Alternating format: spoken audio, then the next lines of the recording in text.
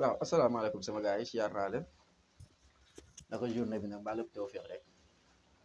waaw tey dama bëggoon a waxtaan ak yéen waaw ci affaire commissaire Keita commissaire Keita man dama rus ci des gens des soi-disant autorités comme toi waaw dama lay tutoyer parce que tu ne mérites pas le respect je vais te tutoyer parce que tu ne mérites pas le respect commissaire Keita yow tu dois te poser la question lan moo tax yow ñu relever la ci la fonction publique muy police nationale lan moo tax ñu relever la foofu noonu que de rester là à critiquer Sonko matin midi soir Sonko matin midi soir yow tey sa taxawaay xam nga tey mooy lan yow ak major Kandji xam nga lan moo nar a nekk seen taxawaay mooy créer benn comité bi nga xam ne les anciens soldats dañuy ñëw taxawu leen dañuy ñëw bokk ci comité boobu noonu pour xeex ak yelleefu le soldat le respect mérité du soldat mais malheureusement yéen vous ne méritez même pas le respect de la population chaque jour ñoo ngi saaga fii ay policiers chaque jour ñoo ngi saaga fii ay gendarmes chaque jour ñoo ngi saaga fii ay militaires sapeur pompier chaque jour la même chose ñu saaga leen chaque jour ñu saaga seen ndey mais doo leen génn mukk di ci wax mais toujours il faut ngeen acharné aussi Sonko matin Sonko midi Sonko soir Sonko matin Sonko midi Sonko soir yéen vous êtes minable parce que commissaire nga ancien commissaire nga moo tax un ancien soldat moo lay tontu parce que yéen vous êtes minable vous ne faites pas l'honneur de notre nation yéen vous piétinez même vous faites honte à la nation sénégalaise surtout aux hommes de tenue que ça soit ñu nekk sur les rangs ak ñi nga xam ne dañoo instant bi ni nekkatuñu sur les rangs ça me fait mal au cœur ngay taxaw fii di wax li nga xam ne amul benn sens yow tey sa taxawaay tey moo waroon tey moo naroon rafet mooy taxaw fii nii jàppale suñuy frères d'armes yi nga xam ne ñoo ngi ci biir armée bi ak suñuy frères d'armes yi nga xam ne c'est des blessés de guerre suñuy frères retraités yi nga xam ne ñoo ngi fii tey ba tey instant yi ñoo ngi sonn loolu moo nar a nekk sa taxawaay mais waroo mën a taxaw fii chaque jour Sonko matin Sonko midi Sonko soir yéen vous êtes trop minable ah billahi wallahi vous êtes trop minable armée moo ngi nii chaque jour ñu jël chaque contingent ñu jël plus de 2000 personnes yóbbu leen Bango mais un tiers bi rek la ñuy réengagé le reste dañ leen di libéré ci loolu ngeen nar a wax augmentation salaire ngeen nar a wax que ça soit la police la gendarmerie militaires yi surtout militaires yi sax parce que militaires yi amuñu salaire man je sais ce que je parle parce que j'étais dans les rangs xam naa lu may wax mais ngeen nekk fii nii di acharné si doomu jàmbur Sonko midi Sonko matin Sonko soir Sonko midi Sonko matin Sonko soir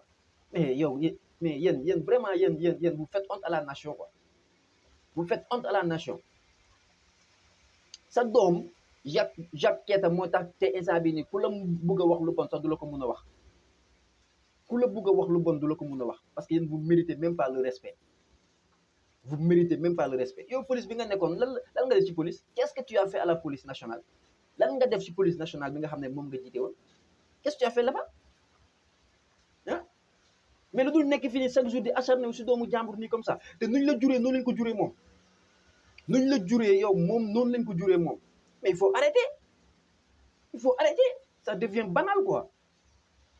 chaque jour nekk si benn nit rek nekk si benn nit actualité Sénégal yëpp Sonko la Sonko actualité Sénégal un pays comme le Sénégal chaque jour les gens se focalisent sur une seule personne Sonko matin Sonko midi Sonko soir Sonko matin Sonko midi Sonko soir c'est parce que vous savez que Sonko ne vous arrange pas te Sonko bu ñëwee fii nii tey seen cere yi nga xam ne moo nekk di tooy dootul tooyati loolu tax nga nekk di acharné wu di inventé di fen di wax li nga xam ne tey mooy loolu et vous pensez que les gens sont en train de dormir jusqu'à présent quoi ñun nelawuñu de boo leen yaakaaree ñun dañoo nelaw yéen a ngi nax seen bopp wallahi boo leen yaakaaree ñun dañuy nelaw yéen da ngeen di nax seen bopp man j'ai honte quand je vois des hommes de tenue des soi-disant hommes de tenue retraités di taxaw fii nii di raconter du n'importe quoi capitaine Touré moo ngi nii il faisait un excellent travail à la gendarmerie il faisait un excellent travail hein le militaire là mi ñu radié ci affaire Ousmane Sonko Adji Sarr bi nii le 3 mars ki doon calmer kii bi nii peuple bi foofu noonu fële Colobane ils l'ont radié. Pourquoi ils l'ont radié? Parce que dafa génn yëkkati loxo yi di calmer population bi ah ñu radié ko ci injustice boobu noonu. yéen ci loolu ngeen nar a débattre ci loolu ngeen nar a débattre que armée jël ay responsabilités taxaw imposer état sénégalais que pour ñuy toppatoo armée sénégalais ñu toppatoo parce que ay doomu jàmbur ñuy jóge seen kër di dem di dugg ci armée bi pour lan la nation le patrie ah mais nekk fii nii di emmerder nit yi fii nii ah ñun am nañ leneen lu dul tal leneen lu ñu tal sauver suñu patrie moo ñu ëppal solo fuuf que li ngeen nekk fii di inventer di fen di duul ak a dajale yéen vous ne méritez même pas le respect des gens wallahi azim vous ne méritez même pas le respect des gens parce que vous êtes trop minable même dama la koy wax yow parce que tu ne mérites pas le respect yow tu es très minable yow commissaire Keita yow tu es très minable. ana général Tine le général Tine là de la gendarmerie anamu bi ko Macky Sall relevé de ses fonctions à 3 mois xaw ma 4 mois de ses fonctions est-ce que dégg ngeen mu wax le général des forces armées Birame Diop est-ce que dégg ngeen mu wax bi ñu ko jëlee ci fonction bi tey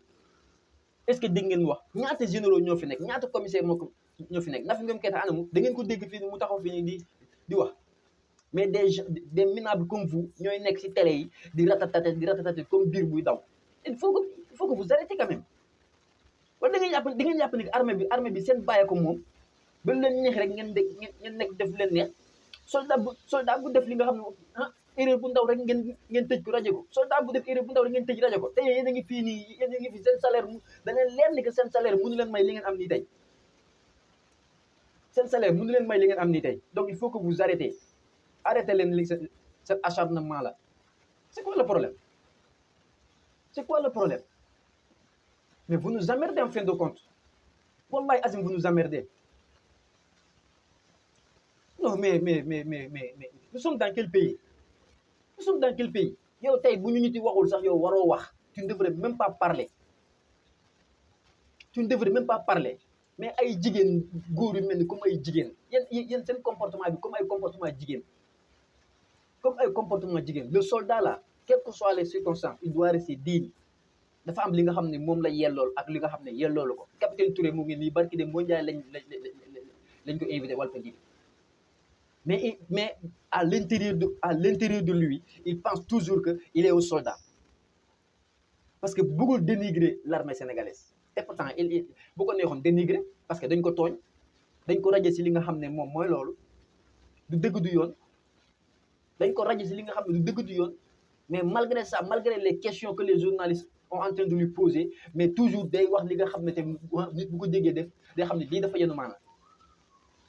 mais vous êtes là à emmerder les gens ci Sonko matin Sonko midi Sonko soir Sonko matin Sonko midi Sonko soir yéen Sonko moo leen gën ndey Sonko moo leen gën bàyyi mu neexle mu naqale Sonko moo leen gën ndey moo leen gën bàyyi te yow Sonko du la répondre ñun ñoo lay répondre ñun les soldats de Sonko ñoo lay répondre yow vous êtes trop minable nga nar a taxaw fii nii lijjanti xeex pour la police avancée pour l'armée sénégalaise avancée en globalité ah ngeen nekk fii nii si benn nit bi nii Sonko mais vous nous emmerdez waay yéen da ngeen soof quoi da ngeen yaakaar ni instant bi nii ni ngeen nekkee nit yi doo leen ko bàyyi bu fekkee wax yi rafet yi moo tax wax di sos di yàq der ñaambur moo tax nga yaakaar Macky Sall dina la wuyu wala Macky Sall dina la jox benn poste yaa ngi nax sa bopp benn poste doo ko am benn poste laa la doo ko am yow lijjanti lu tax ñu rajee la lu tax ñu génnee la à la police yóbbu la à la retraite loolu nga nar a wax lan moo tax ñu génnee la à la police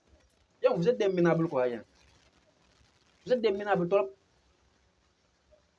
da ngeen di merloo ñu ti quoi bangu mu ngi ni 4 mois nga fay def 4 mois est-ce que salaire foofu baax na soldat ya barki dem boo njaay le pénitencier fii doom grève fii nii ndax augmentation de salaire ah ñëpp dégg ko fii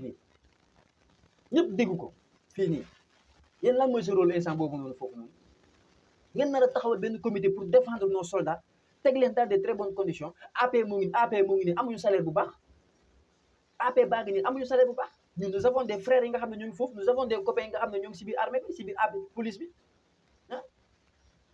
ci loolu ngeen nar a wax ci loolu ngeen nar a duut seen baaraam imposer état bi mu teg les soldats dans de très bonnes conditions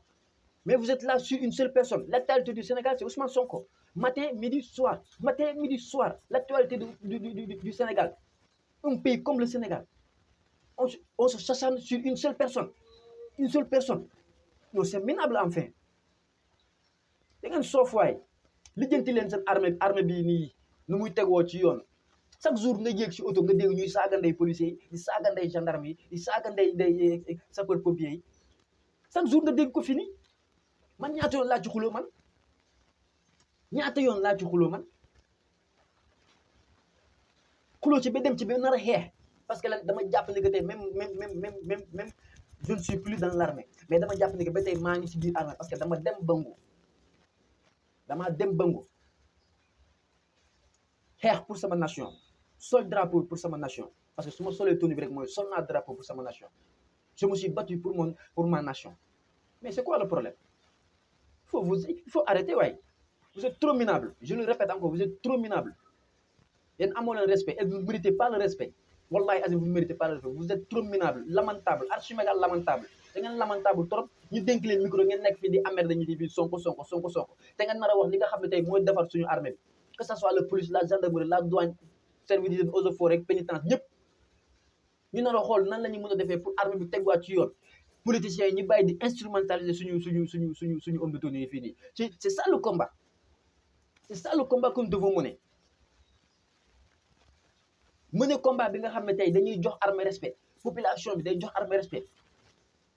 mais de 2012 à nos jours armée amatul respect chaque jour ngeen taxaw ci Ousmane Sonko mais vous nous faites chier waay lamentable. sama gars yi maa ngi jégalu quoi maa ngi jégalu bu baax a baax mais sama xol a tàng quoi parce que genre ñoom commissaire Keita yi ñoom major Kandji c'est des minables de la pure nouvelle génération. C'est des gens yi nga xam ne ils ne méritent même pas le respect. C'est des analphabètes yow ngay taxaw fii nii 24 heures sur 24 si benn nit te nga nar a taxaw li nga xam ne wax si li nga xam ne mooy objectif bi. Yokk salaire policiers yi gendarme militaires yi douaniers yi eaux et forêts service d'hygiène pénitentiaire yi yokk salaire homme de tenue ah mais ñu taxaw fii di acharné wu si benn nit si li nga xam ne amul benn sens mel ni ñoom moom nit yi c'est trop lamentable waaye sama gars yi maa ngi jégalu bu baax a baax